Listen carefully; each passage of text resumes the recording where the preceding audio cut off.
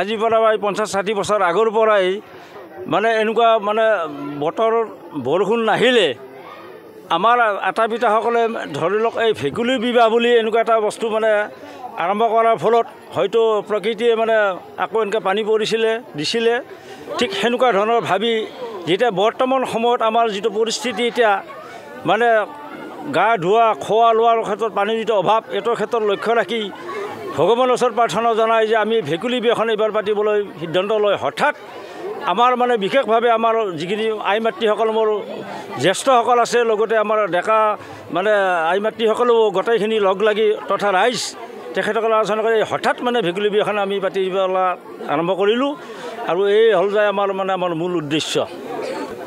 দৰা আপোনাৰ হৈছে আমাৰ দৰাটো হ'ল ভেকুলী আৰু কইনাটো হ'ল আমাৰ চকা।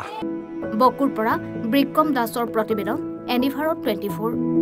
Join BSc Nursing and GNM at St. Martha Institute of Nursing, Guwahati under SM Group of Institutions.